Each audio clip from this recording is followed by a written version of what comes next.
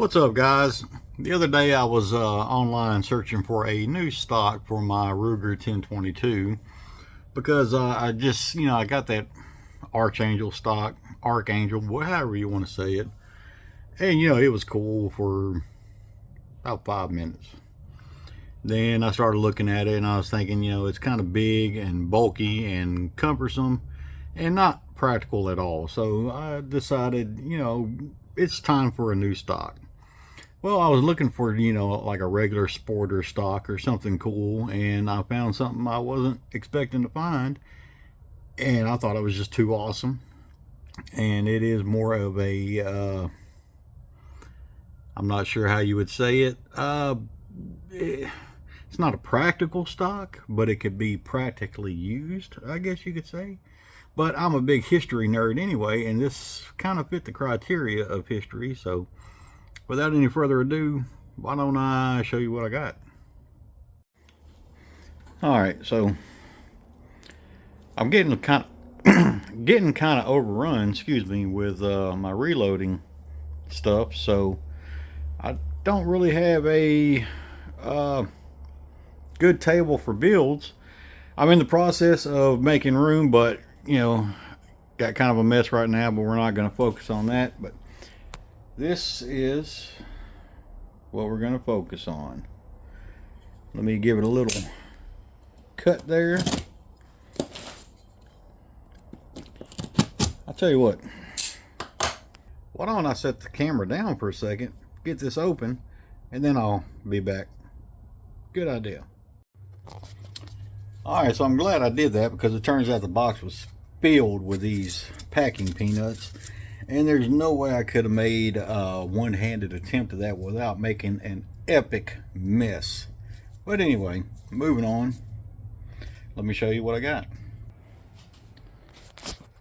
Got this right here. This is a replica stock for an M1 carbine.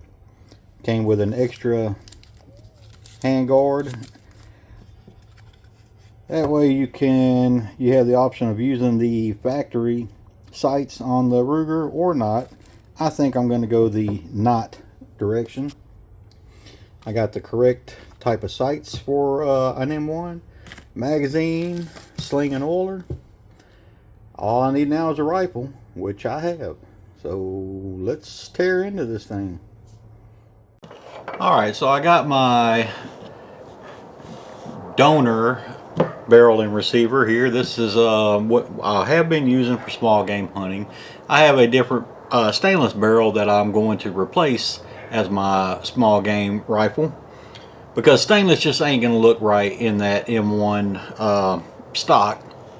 But before I get too carried away, I want to go ahead and remove the rear and the front sights since I'm going to be replacing those. Alright, so now that I got the sights removed, I am just going to go ahead and set it over here out of the way while I get this prepped. Now it looks like the only thing holding this on is one flathead screwdriver, or one flathead screw. So I'm going to go ahead and pop that off. And this is the hand guard that is designed for that Ruger factory sight. So I don't plan on using this, so once I get this screw out, I am going to set this to the side, and who knows, maybe sometime down the line I might decide I want to use this.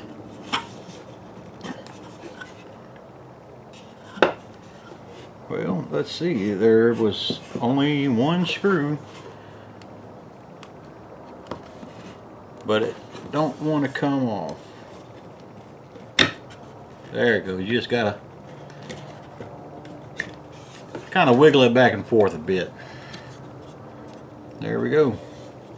And now it is time. I can go ahead and drop my barrel and receiver down in here. There's a few little pieces of wood shavings in there. I'm going to go ahead and just clean those up a little bit just because they bug me. They probably won't hurt anything at all, but in my line of work, working with metal, the tiniest little bit of imperfection could screw up the whole thing. So I'm gonna take care of that real quick. Alrighty. Now, this one that I removed has this little strip of metal, and I'm thinking, let me go ahead and take a look at this one just to see.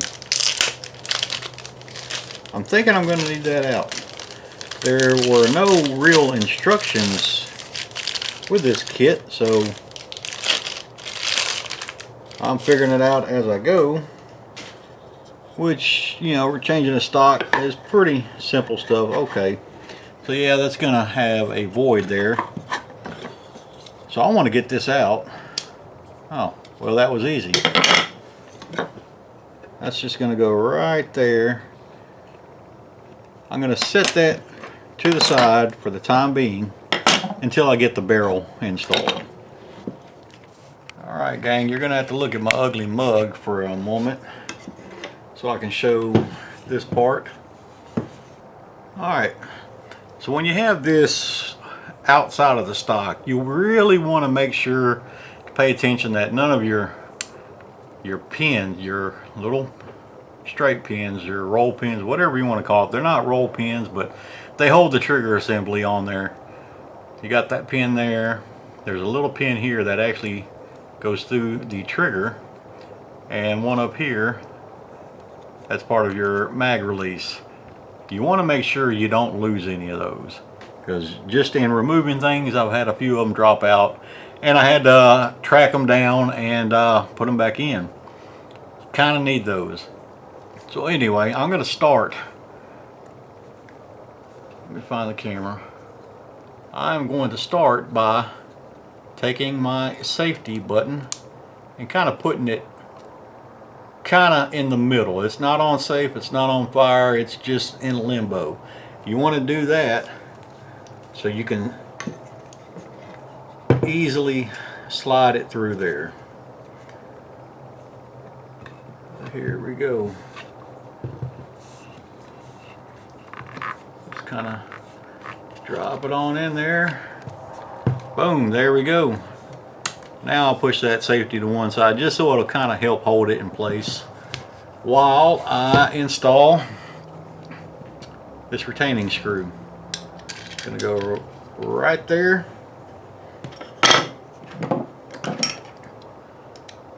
And tighten it on down.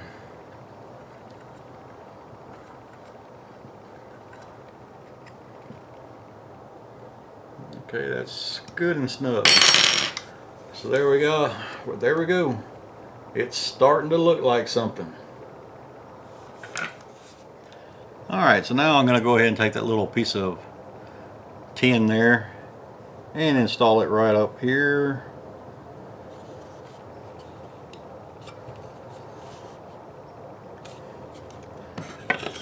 And then take my top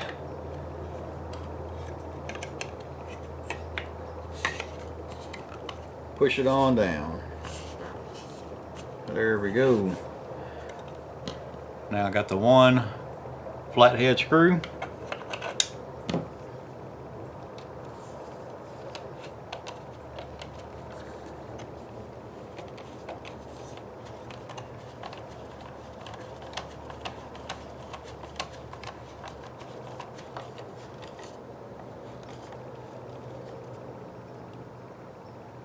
Alright, that's good and snug. You don't want to over tighten that or you'll end up pulling it out of the wood. I'm going to remove my Made in Taiwan sticker.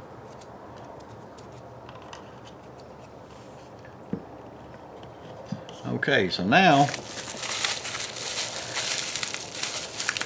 and like I said, there wasn't any real instructions, so I'm guessing, but I may end up having to kind of back up and punt a little bit if I get something wrong, which I don't think I will because that D-ring is on the side. However, I do need to quickly, whoops, take a look at things just to make sure that, okay, yeah. So I'm going to want that D-ring to come out on the left side of the rifle. I'm going to slide that on.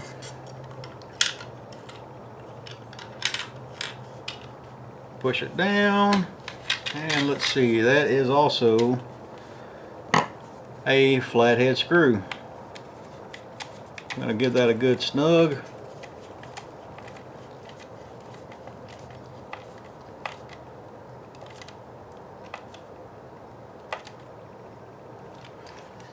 I feel snug. I could go some more, but okay. I wanted to make sure I wasn't going to strip it. Yeah, it don't look like I'm going to, so I'm going to give that a couple more little turns. There we go. Got my D-ring mounted. Alright, going to set it down for a second and see what I need to do next. I think my next step, I'm going to go ahead and work on installing my sights, because I really don't know if I need to take that Picatinny off or not. I believe I do. It would look more correct, but I don't know. Let's check it out. And these actually came with instructions and hardware. Cool, cool. And it looks like they also included some little screws to plug holes, which is awesome. That means that I can absolutely take that Picatinny off and it won't look goofy. I won't have any holes that are exposed.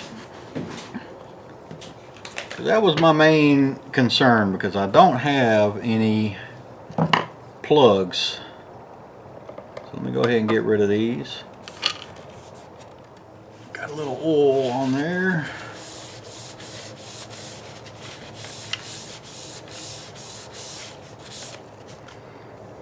Okay, so looks like that is going to go right there.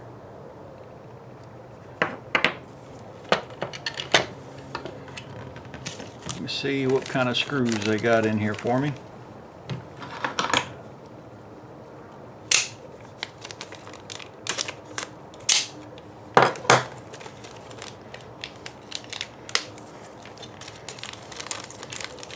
And I better put these in something so I don't lose them.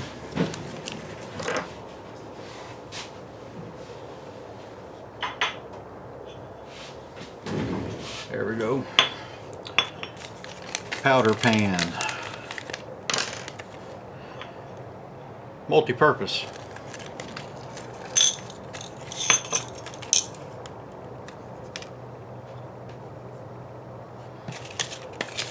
Let me go ahead and look at these instructions for a moment, just so I know for sure that I am doing things correctly. Okay, so I'm glad I looked at that, because what I thought were dummy screws actually go to the front sight. So I would have been messing up. But you got some longer screws. I know they're going to be very hard for you to see. Maybe if I hold this up. You got two long ones, and then you got two short ones and a couple of washers. And there's also this little, let me try to do this. There's this screw here, which is going to go in the, whoops, the front sight. You see there is a hole on that side, not one on the other. I'm just going to get it installed. I'm not going to tighten it.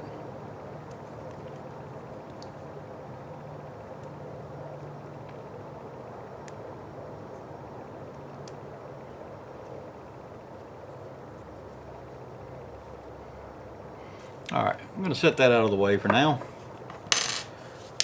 Okay. Now, you want to put some kind of thread locker on these screws. I've been looking around for mine. I'm out. But, oh, I take it back. I just found it.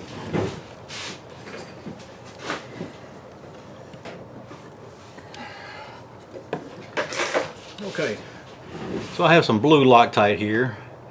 I know it's blue because I put blue tape on it. There was previously something else in here, but now it's blue.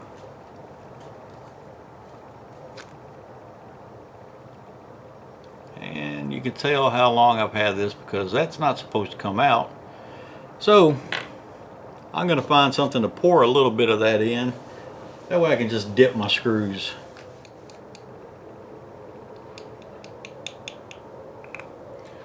There you go, blue Loctite. Now the blue kind is pretty much just a thread tightener, if you want to say. It's easy to remove with some simple hand tools. You don't really want to put anything hardcore like green or whatever on there unless you plan on never ever removing that. So these rear sights again are flathead, kind of unexpected, but I got a flathead going, so here we go. Just gonna set that on top, get my holes lined up, give it a little dab of blue, not much, just a little. I'm gonna go ahead and get it started. I'm not gonna tighten it down yet, not until I have the other one in. Alright, that is started. Now my other one.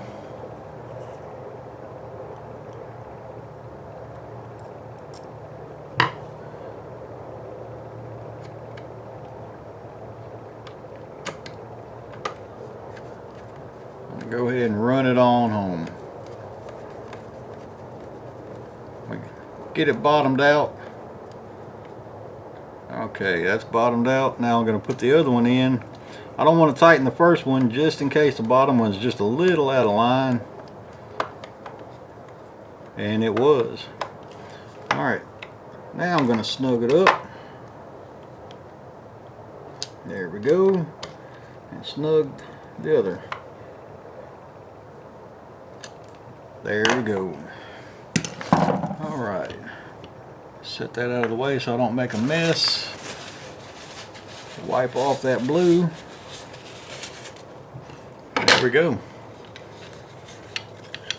That is my rear sight. You can see maybe a little peephole. Oh, I'm gonna beat it up before I get done putting it together. Let me see if I can shine a little light. Maybe you can see that peephole a little bit better. Kinda. I got bad camera angles. I'm sorry, guys. Alright. So now it is time for the front sight. If you give me another moment, I'm going to go back to the instructions because it seems like there's a little bit more going on with the front.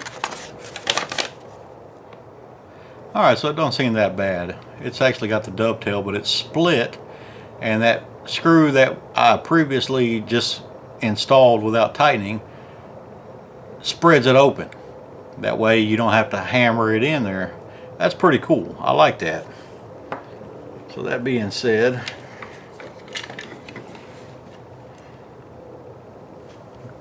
take it just like so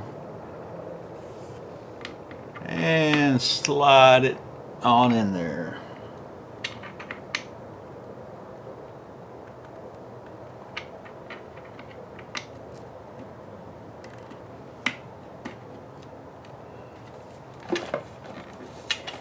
Get it lined up, centered up. Man, this is already looking pretty cool. So now I want to take these little bitty screws, and this set did come with Allen wrenches. They're calling these button head screws. I want to put a washer on it. Give it a little dab of the blue stuff. Just a tiny little bit of blue, because there's springs inside there, and you don't want that Loctite to foul up the springs. Okay, take one on the left and one on the right.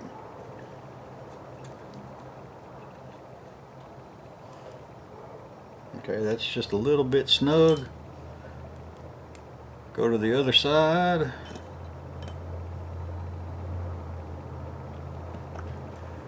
Little blue stuff.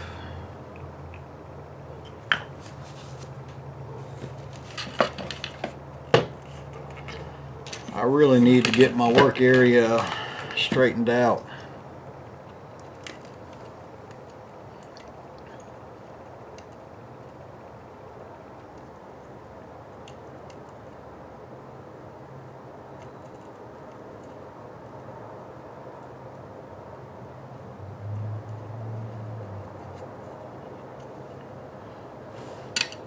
Alright, those are installed, so now I'm going to snug them up. Snug them up a little bit. A little bit.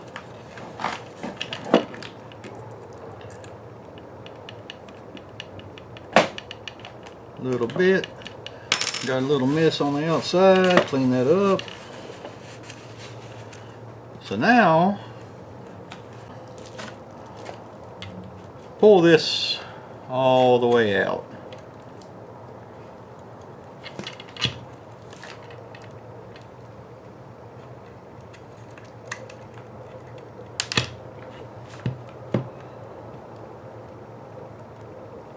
Give it a little dab.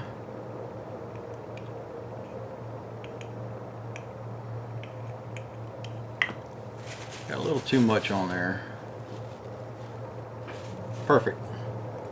And send it back in there.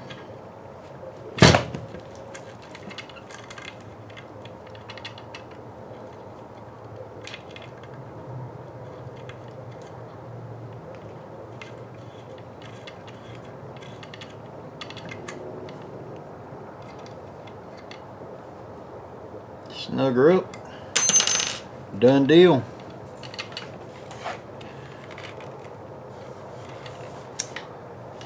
So there are the front sights.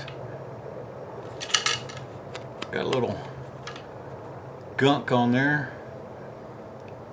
Probably should have cleaned this rifle a little before I started working on it, but I got in too much of a hurry. Trying to get a good angle for you.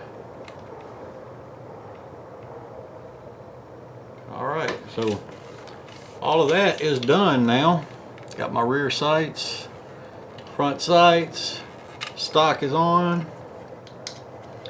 So now I'm going to set it to the side for a moment and figure out my next step. Actually, my next step, the two exposed holes where my Picatinny used to be. Didn't think I had any, but I do. Got some plugs. Which takes me back to, don't throw stuff away.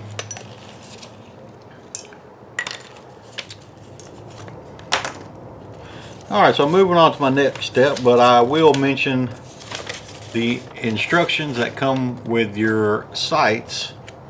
I would recommend holding on to those because they give you instructions on how to adjust for windage and elevation to get them sighted in. So I'm going to set these to the side because I will be needing that next time I go to the range and start playing with this thing. Okay, next step, I am going to attach the sling and oiler, which seems fairly self-explanatory. Got my sling. Got the oiler, which is pretty oily. I'm assuming that's just a preservative because the package says contains packing oil only to prevent product corrosion. All oilers are shipped empty. Okay, makes total sense. So I'm gonna take that out, and when they say they use some preventative oil, they mean they use preventative oil. I'm gonna wipe this off real quick.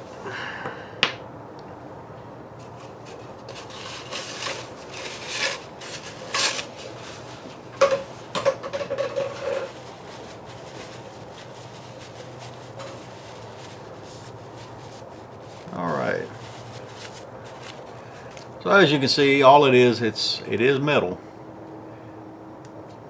That top unthreads, and it's just a little vial to put oil in.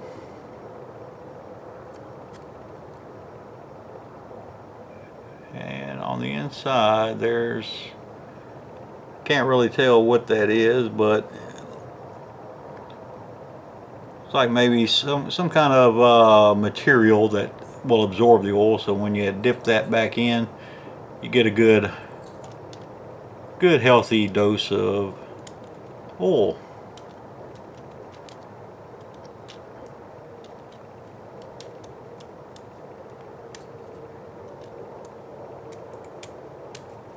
Well, those threads are kind of alright, so anyway, there's our oiler. And here is our sling.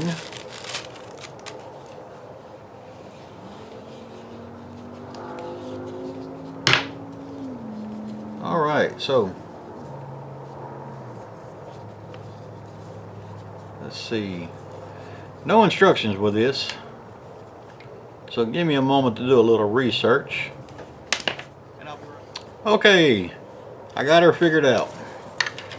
I'm going to set that over here for a moment. Flip this over. Go ahead and drop my oiler in that slot. Alright, so now I want to take this end and put some slack through there.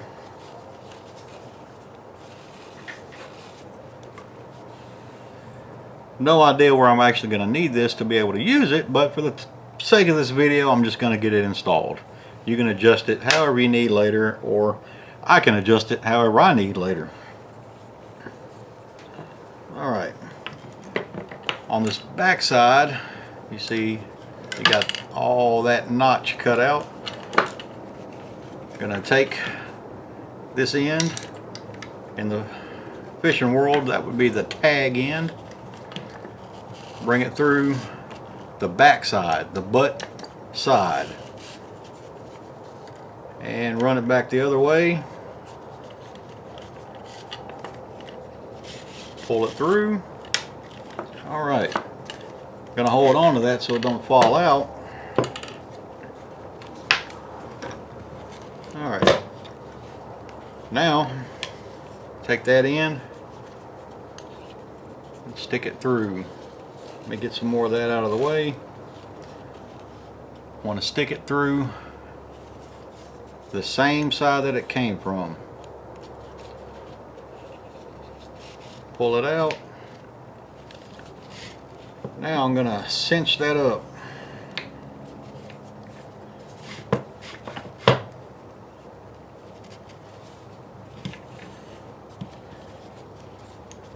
Pull that through the other side. Pull out the slack.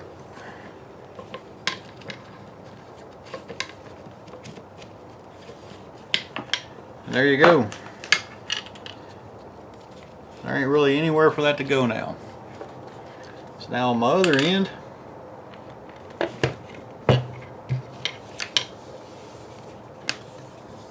you got the good old button.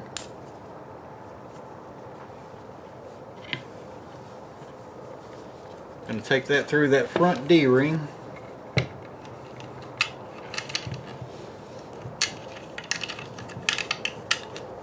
Give it a snap. There you go. Sling is installed.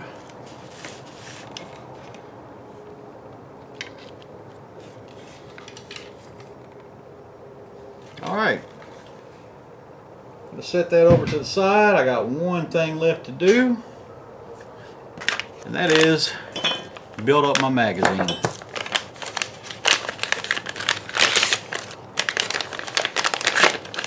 Now this is just a dummy mag. It's going to work in conjunction with your factory Ruger 1022 rotary magazine. And it looks like it just snaps in. Let's look at the instructions, because if it comes with instructions, you might as well look at them. Alright, locate front and back of your 1022 magazine. Alright, front, back. Locate front and back of the M1 extension. Okay. I'm guessing, well, based on the pictures, that's the front, the rounded side, and the flat side is the back. Mix up some 2-part epoxy for plastics. Well, I don't have any of that with me today. Apply epoxy in the recess of the magazine bottom down here. Assemble dummy extension into magazine bottom. Press firmly to assure complete assembly. Allow epoxy to set as per epoxy package instructions. Alright, so I wasn't prepared for glue. I don't have any today. Actually, I take it back. I do have some super glue. So before I start gluing, let me just make sure. Got my front end. Make sure I'm doing things correctly. That's actually a pretty snug fit.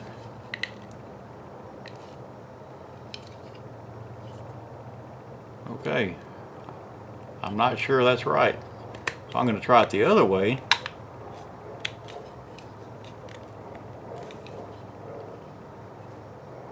Yeah, I think I had it right the first time.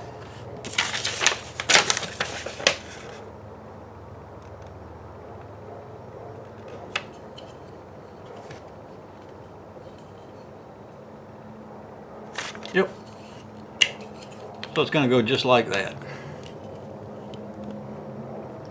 Got your rounded side and the flat side. Alright, so I'm going to grab my super glue and get this thing to where it's one piece.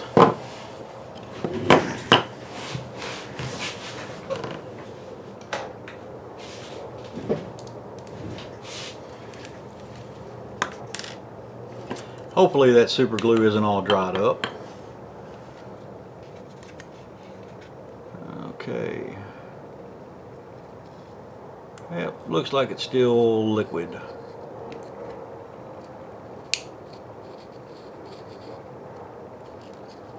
And I suppose if this dummy mag ever were to fall off, I would still be able to use my rotary magazine. Okay, that is super glued in. I'm just gonna hold it for a few seconds. Alright, so there we go. Now I'm gonna install this in the rifle and see how it looks. I really thought that was metal, to be honest with you, but it's plastic, but that's fine. It's got a metal appearance as long as you're not standing too close. Alright, gang, you gotta look at me again. Got my magazine. Let's see how she looks. Actually looks pretty legit. Check that out. That is cool. Makes it look like this is a lot more rifle than it really is. And I guess I should mention that, you know, if you've seen any of my previous videos, and anybody who knows me will know that anytime I have a 1022, one of the first things I do is get rid of the factory trigger and put in a BX trigger. If you're not sure how to install a BX trigger, I got other videos of different builds where I have installed them. Very easy. Alright, so anyway, there she is. Now I did order a pouch that goes on the buttstock. Unfortunately, it's not going to be here till about 2 or 3 weeks from now. So yeah, when that comes in, I'm not going to do a whole video of me putting on a pouch, but I probably will take a picture and, you know, post it on my community tab. But anyway, I'm really digging the looks of this thing. You know, it absolutely looks like more rifle than it really is. It has the appearance of a M1 carbine, which would have been a 30 caliber, but in reality, this is just simply a 1022 squirrel getter. I like it. I like it a lot. All right, so I'm not going to drag along anymore. That's pretty much all it is. Since there was no instructions, I figured maybe this would help somebody else out, which hopefully it will. And if it didn't help you out, you know, maybe you just enjoyed watching it. I don't know. But anyway, if you did watch it and if you made it this far, I appreciate you watching. And hopefully I'll be back soon with another video. These days, I got a lot of things going on in my day-to-day life, so filming content doesn't come as easy as it used to. But I am still around. But yeah, that's a wrap. I think it's about time for me to shut the camera off and go eat some dinner and maybe start putting this thing together, cutting out a lot of dead space, dead air. So, appreciate you watching. I'm going to oil this barrel down, call it a night. See you next time.